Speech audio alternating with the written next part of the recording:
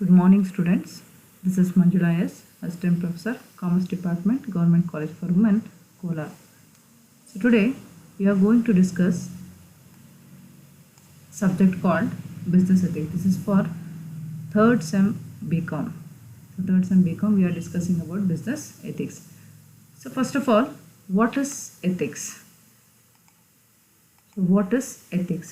So ethics is nothing but good or bad, so correct or wrong.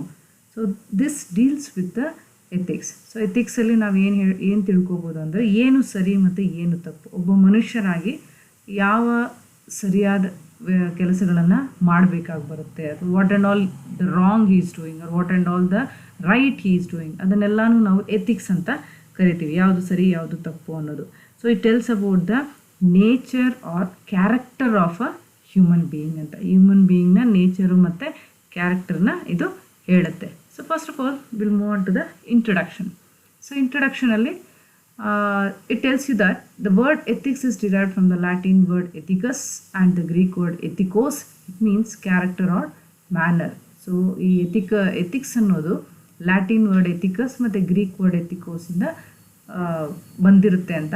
So ಇದರ ಅರ್ಥ ಏನು ಅಂತಂದರೆ it tells you the character or manner about a particular activity or about a particular people or person. ಅಂದರೆ ಈ ethics ಏನು ಹೇಳುತ್ತೆ ಅಂತಂದರೆ ಒಬ್ಬ ಮನುಷ್ಯನ ಕ್ಯಾರೆಕ್ಟರು ಮತ್ತು ಅವನು ಬಿಹೇವ್ ಮಾಡುವಂಥ ಮ್ಯಾನರ್ ಅದನ್ನು ತೋರಿಸೋದನ್ನು ನಾವು ಎಥಿಕ್ಸ್ ಅಂತ ಕರೀತೀವಿ. So ethics includes business ethics includes all these factors like rules, policies, goals, actions, compliance and moral.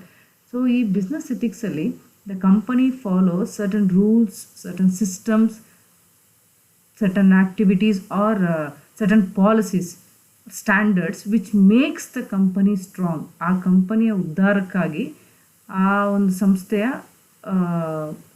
ನಿರ್ಮಾಪಕರು ಅಥವಾ ದ ಎಂಟರ್ಪ್ರಿನರ್ಸ್ ಏನು ಮಾಡ್ತಾರಂದರೆ they will create some standards or systems, systematic standards or policies which makes the company strong in the ethics. ಆ ಎಥಿಕ್ಸಲ್ಲಿ strong ಆಗಿರೋದಕ್ಕೆ ಅವರೇ ಕೆಲವೊಂದಷ್ಟು systematic standards ಮತ್ತು ಪಾಲಿಸೀಸ್ನ create ಮಾಡ್ತಾರೆ.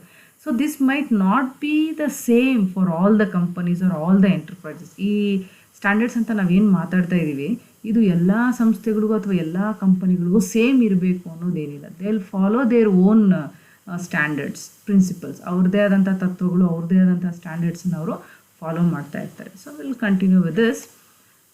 That is, next is business ethics can be defined as written and unwritten code of principles and values that govern decisions and actions within a company. That's what I told you before. It tells you the written and unwritten codes of principles. Principles ಅಂದರೆ ಆಗಲೇ ಹೇಳಿದ್ದೆ ತತ್ವಗಳು. ಆ ಕಂಪನಿಯ ಬರೆಯುವಂತಹ ಅಥವಾ ಬರೀದೇ ಇರುವಂಥ, that is written or unwritten codes of principles which governs the decisions and actions about the within the company. ಆ ಕಂಪನಿಯ ಆ್ಯಕ್ಷನು ಮತ್ತು ಡಿಸಿಷನ್ ಏನೇ ನಾವು ತಗೊಳ್ಬೇಕಾಗಿ ಬಂದ್ರೂ ಆ ಪ್ರಿನ್ಸಿಪಲ್ಸ್ ಅಥವಾ ರಿಟರ್ನ್ ಅಥವಾ ಅನ್ರಿಟರ್ನ್ ಪ್ರಿನ್ಸಿಪಲ್ಸ್ ಏನಿರ್ತಾವೋ ಅದನ್ನು ಮಾತ್ರ ಒಳಗೊಂಡು we have to take the decision. That means we are bound with some principles or we are bound with some rules and regulations within which we have to act ಅನ್ನೋದು. And one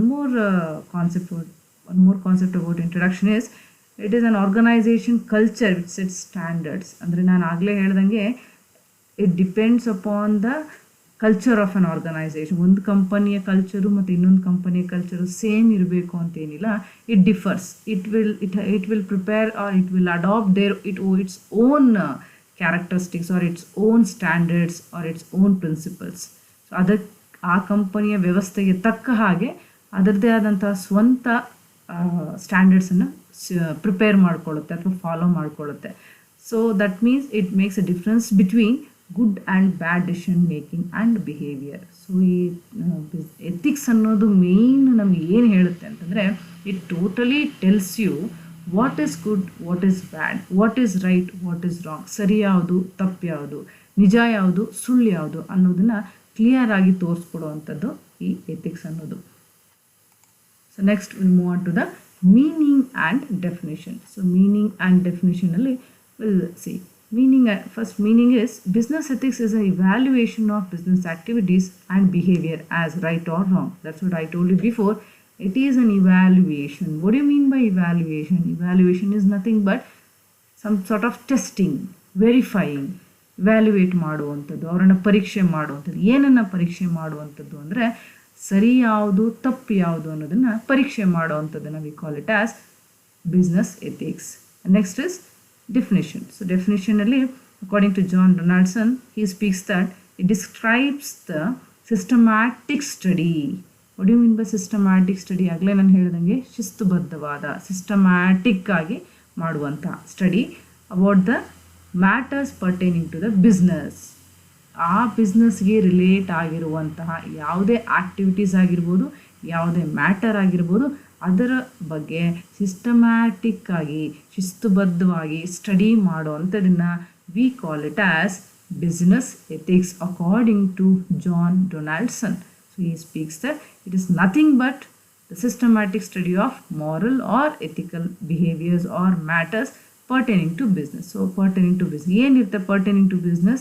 That is industry or related activities, institutions or practices or beliefs. ಅಂದರೆ institutions ಆಗಿರ್ಬೋದು, industry related activities ಆಗಿರ್ಬೋದು, ಅಥವಾ ಅದು follow ಮಾಡುವಂಥ practices ಆಗಿರ್ಬೋದು, ಅಥವಾ ಅದು ನಂಬಿರುವಂಥ ನಂಬಿಕೆಗಳಾಗಿರ್ಬೋದು. ಸೊ ದೀಸ್ ಆರ್ ಆಲ್, ಇದು ಎಲ್ಲದರಲ್ಲೂ ಒಂದು ಸ್ಟಡಿ ಮಾಡುವಂಥದ್ದನ್ನು we call it as business ethics. So next concept is the scope of business ethics.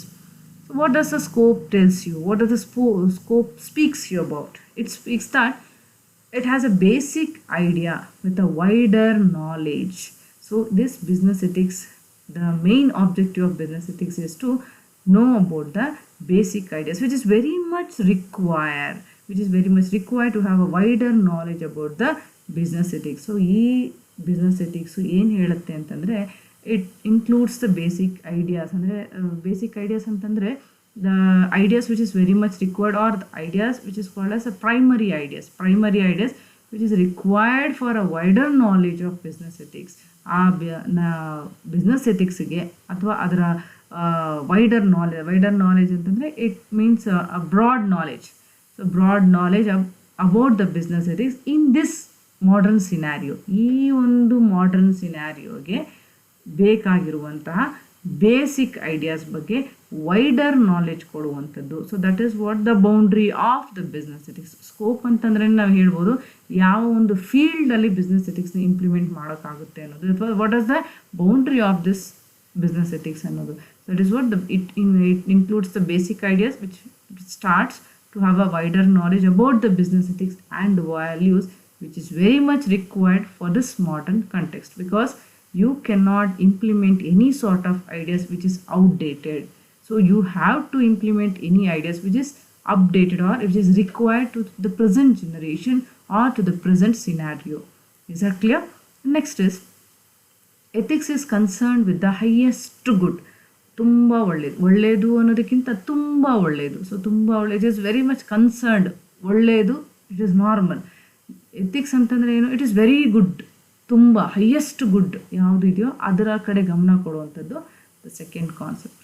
Okay, so next will move on to the next concept called types of ethics. I think you are clear with the meaning, the definition and the scope of ethics. Okay, so next is types of ethics. So types of ಎಥಿಕ್ಸಲ್ಲಿ first ethics is transactional ethics. So the name itself, it tells you the repeated name. As we the commerce students, we will concentrate on transactions every time and everywhere. Okay, so it is a type of ethics which has a common interest, which occurs simultaneously. So ಒಂದು common interest with simultaneous ಆಗಿ ಅದು occur ಆಗುವಂಥದ್ದು, and at the same time at the same place without dependent on the other. ಈ ethics ಅನ್ನೋದು ಹೇಗಿರುತ್ತೆ ಅಂತಂದರೆ, it depends on one another. Simultaneous ಆಗಿ ಅದು ಅಕರ್ ಆಗುವಂಥದ್ದು. ಫಾರ್ ಎಕ್ಸಾಂಪಲ್, ಒಬ್ಬ ಅಂಗಡಿ ಸೇಲ್ಸ್ಮೆನ್ ಆಗಿರ್ಬೋದು ಅಥವಾ ಒಬ್ಬ ಕಸ್ಟಮರ್ ಆಗಿರ್ಬೋದು. So these two are the people who are dependent on one another. Without a customer, seller cannot live or seller cannot survive, or without a seller, customer or consumer cannot survive. Is that clear? So that is what we call it as simultaneously have the common interest about the same aspect. ಅರ್ಥ ಆಗ್ತಿದೆಯಾ? So ಹಾಗಾಗಿ simultaneous ಆಗಿ ಒಬ್ಬರ ಮೇಲೆ ಒಬ್ಬರು depend ಆಗುವಂಥದ್ದನ್ನು at the same place, because a seller has to come to the customer, or he has to give the product to the customer, or they has to consume, rather than even the consumer or the customer has to go to the seller and they have to buy the product and they have to consume whatever it might be the activity, but in one or the other way the customer and the seller are dependent on each other. So sometimes either it is not on the same customer, you don't think about that, it is not on the same customer, ಒಬ್ಬರ ಮೇಲೇ ನಾನು depend ಆಗಿದ್ದೀನಿ ಅಥವಾ seller depend ಆಗಿದ್ದಾರೆ ಅನ್ನೋದಲ್ಲ. It depends upon it's the nature of that system itself is depending. That sort of thing or that common interest is called as transactional ethics. Okay, next is meta ethics. So that is what meta ethics tells you about the nature of ethical property. ಅಂದರೆ ಇದು ಆ ethics ಅನ್ನೋದ್ರಲ್ಲಿ ಏನೇನೆಲ್ಲ ಇದ್ದಾವೆ ಅನ್ನೋದನ್ನ ಹೇಳೋವಂಥದ್ದನ್ನ ಮಿಟಾ ethics ಅಂತ ಕರಿತೀವಿ. So what does ethical properties ಯಾವ್ಯಾವು? Usually when we want to speak ethics ನಮ್ಗೆ ಏನೆಲ್ಲ ನೆನಪು ಬರುತ್ತೆ ಅಂತಂದರೆ ಮಾರಲ್ಸ್ ಅಂತೀವಿ, ವ್ಯಾಲ್ಯೂಸ್ ಅಂತೀವಿ, ಜಡ್ಜ್ಮೆಂಟ್ಸ್ ಅಂತೀವಿ. ಸೊ ಈ ಥರ ಕೆಲವೊಂದಷ್ಟು ಪದಗಳನ್ನ ಉಪಯೋಗಿಸ್ತಾ ಬರ್ತೀವಿ. ಸೊ ಆ ಥರದ್ರಲ್ಲಿ what are the properties it includes in the ethics ಅಂದಾಗ it includes moral statements. ಅಂದರೆ ನಾವು I think you have an idea about moral science, which you have already studied in your school days. So the moral science stories are the book. It tells you about the stories which you hear, and at the last you will find some morals about that. ಅದರಿಂದ ಕೆಲವೊಂದಷ್ಟು ಏನಂತೀರ ಕನ್ನಡದಲ್ಲಿ ಒಂದು ತತ್ವಗಳು ಅಥವಾ ಅದರ value ಏನು ಅನ್ನೋದನ್ನು ತಿಳ್ಕೊಳ್ತೀರ. Why this story has to be studied. ಈ ಸ್ಟೋರಿ ಕಲಿತು ಅಥವಾ ಓದಿದ್ರಿಂದ ನಮ್ಗೆ ಏನು ಅರ್ಥ ಆಯಿತು, ನಾವೇನು ತಿಳ್ಕೊಂಡ್ವಿ ಅನ್ನೋದನ್ನು we call it as moral. So ಆ ಮಾರಲ್ ಅನ್ನೋದು ತುಂಬ ಇಂಪಾರ್ಟೆಂಟು ನಿಮಗೆ ಈ ಎಥಿಕ್ಸಲ್ಲಿ. That is very important. ಅಥವಾ without moral ethics can not survive ಅಂತ ಹೇಳ್ಬೋದು. And next is attitudes. So the attitude, you know that what is attitude. The attitude of a person totally tells you what's the character, what's the behavior, and totally personality itself you can depict on an attitude. So attitude alone you can find some behavior, that to ethical behavior of that person. And also the judgments, that's what judgments and the ತೀರ್ಮಾನಗಳು or the decisions.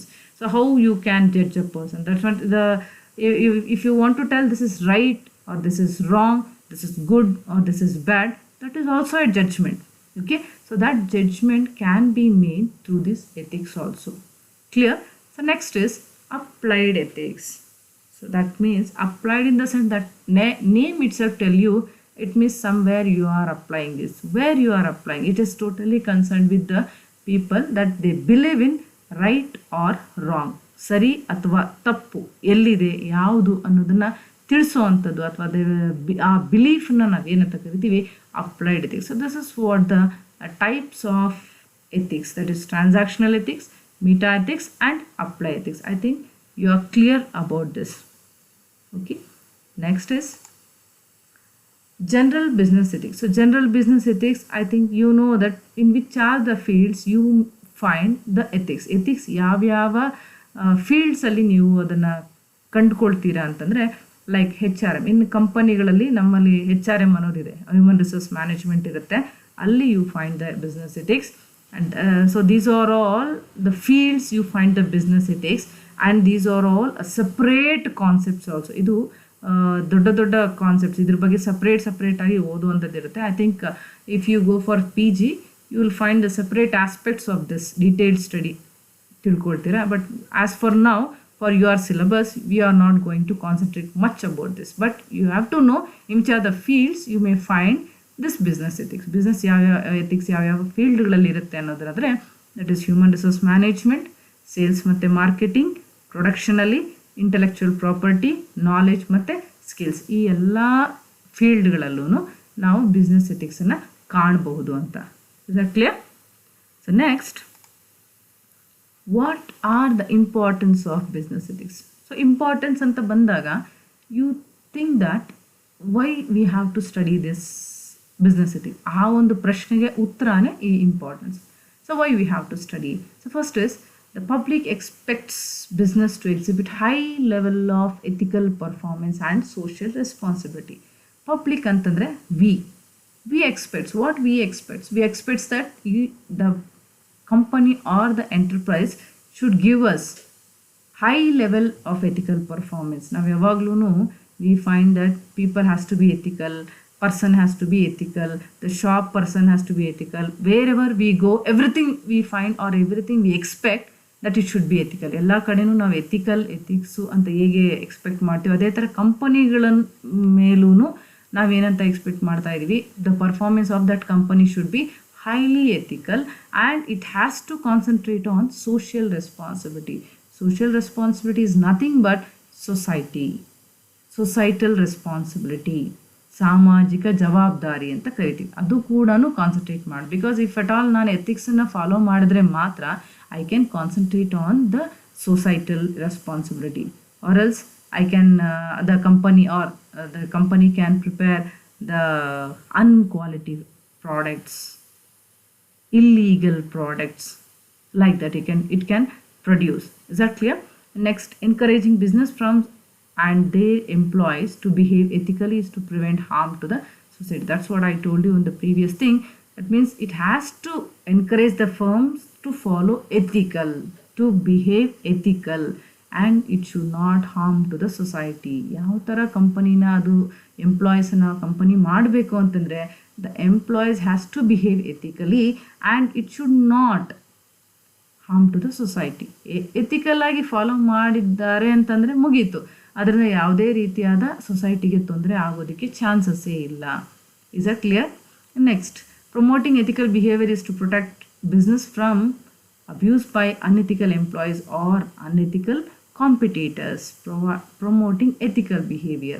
That means the company has to promote the ethical behavior to protect the business. Andre business anna protect ಮಾಡಿ with what, from what the company has to protect. So company has to protect with the unethical employees and unethical competitors. Unethical ಅಂತಂದರೆ ಯಾರು ಎಥಿಕ್ಸ್ನ follow ಮಾಡಲ್ವೋ ಅವರು, ಮತ್ತು ಯಾರು ಎಥಿಕ್ಸ್ನ follow ಮಾಡದೇ ಇರೋಂಥ competitors. So ಇವರು ಜೊತೆಗೆ ಪ್ರೊಟೆಕ್ಟ್ ಮಾಡೋದಕ್ಕೆ we have to follow the ethics. That means the company has to promote. Next is high ethical performance also protects the individuals who work in business. So high ethical performance ಅಂದರೆ ತುಂಬ ಜಾಸ್ತಿ ಎಥಿಕ್ಸ್ನ follow. That means if we follow the maximum extent of ethics in the company, it makes the individual to work in the company ethically. ಅವರು ಕೆಲಸ ಮಾಡುವಂಥ ಕಂಪನಿಯಲ್ಲಿ ethical ಆಗಿ work ಮಾಡ್ತಾರೆ ಅಂತ. So that means here the picture tells you the respect, the honesty, the integrity, the ethics. So these are the 4 pillars which is very much required for a company to run. Is that clear? So next is, what are the characteristics of business ethics? So somewhere if you find importance and business ethics, it is very much closely related. So when coming to characteristics of business ethics, it differs with the individual perspective of different persons. I told you that in the company perspective, one company ethics will differ from another company ethics. Likewise, even individual perspective of ethics also differs. ಆ ತಗೊಳ್ಳುವಂಥ ತೀರ್ಮಾನಗಳು ಅಥವಾ individual perspective ಅಂದರೆ ನೋಡುವಂಥ perspective ಏನಿರುತ್ತೆ ಅದು ಒಬ್ಬರಿಂದ ಒಬ್ಬರಿಗೆ same ಇರೋದಿಲ್ಲ. It differs. ಇವ್ರು ಇರೋ ಹಾಗೆ ಇವರು ಇರಬೇಕು ಅಂತೇನಿಲ್ಲ, ಇವ್ರು ಫಾಲೋ ಮಾಡೋವಂಥ ಎಥಿಕ್ಸ್ ಇವರು ಫಾಲೋ ಮಾಡಬೇಕು ಅಂತೇನಿಲ್ಲ, ಅಥವಾ ಇವ್ರಿಗೆ ಎಥಿಕ್ಸ್ ಆಗಿ ಕಾಣುವಂಥದ್ದು ಇವ್ರು ಕಾಣಬೇಕು ಅಂತೇನಿಲ್ಲ. It differs from one person to another person. So every individual is totally responsible. That too, he himself is responsible for his ethical or unethical decision. ಯಾರೇ ಆಗಿರಲಿ ಎಥಿಕ್ಸ್ ಅಥವಾ ಅನ್ಎಥಿಕಲ್ ಡಿಸಿಷನ್ ಏನೇ ತಗೊಂಡ್ರು ಅದಕ್ಕೆ ಅವರೇ ಕಾರಣ ಆಗ್ತಾರೆ. They themselves are totally responsible. That is not by others. ಅದು ಇನ್ನೊಬ್ಬರ ಮೇಲೆ ಅಥವಾ ಇನ್ನೊಬ್ಬರಿಂದ ಅದು ಪ್ರೇರಿತ ಆಗಿರೋದಿಲ್ಲ. That means what are the decisions they have taken. That's what, for example, if you want to join for a BCom or a BBA, whatever, so that is totally is your own decision. So whatever the pros and cons you face, it is totally have been taken by you only. ನೀವು ತಗೊಂಡಿರೋಂಥ ತೀರ್ಮಾನದಲ್ಲೇ ಸರಿ ಅಥವಾ ತಪ್ಪಾಗಿದ್ರೂ ಅದಕ್ಕೆ ಹೊಣೆಗಾರರು ನೀವೇ ಆಗಿರ್ತೀರಾ ಅನ್ನೋದು ಇದರ ಅರ್ಥ. Next is ethical decisions are voluntary human actions. So ethical decisions are voluntary human actions. So voluntary human actions ಅಂದರೆ ಅದು ಅವ್ರದ್ದೇ ಆದಂತಹ ಸ್ವಂತ ಕ್ರಿಯೆಗಳು ಅಂತ ಹೇಳ್ಬೋದು. So it is a voluntary human actions, ಅವರೇ ಮಾಡುವಂಥದ್ದು. It is not been made or forcibly made them to do this ಅಂತ, ಇದು ಯಾರೂ ಮಾಡಿರೋ ಅಂಥದ್ದಲ್ಲ. The consequences of most ethical decisions are not clear and are ambiguous in nature. So ನಿಮಗೆ ಗೊತ್ತಿರಲಿ ಇದು ದ ಕಾನ್ಸಿಕ್ವೆನ್ಸಸ್ ಅಂದರೆ ಅದರ ಪರಿಣಾಮಗಳು ಏನಿರ್ತವೆ ethical decisions, those are very much unclear. ಅಂದರೆ ಅದು ಕಾಣೋದಿಲ್ಲ ನಮಗೆ. Whatever the ethical decisions we have taken, so the consequence, ಅದರಿಂದ ಆಗುವಂಥ ಕಾನ್ಸಿಕ್ವೆನ್ಸಸ್ ಏನಿರುತ್ತೆ that is not that much clear. ಅದು ನಮಗೆ ಕಾಣದೇ ಇರೋವಂಥದ್ದು. You know that if you want to show moral, if you want to show attitude, you cannot show. That is ambiguous in nature. It looks, you can feel it, but you cannot see it clearly. ಅದು ಕಾಣೋ ಅಂಥದ್ದಲ್ಲ. So that is what about the characteristics of business ethics. Okay, so dear students, I hope that you have understood with the concepts whatever I have taught here. So if you have any doubts related to any concepts, please text me in the group or to my personal window. I'll clear your doubts. Okay, thank you. For the next video, we'll concentrate on the next video with the next concepts. Thank you.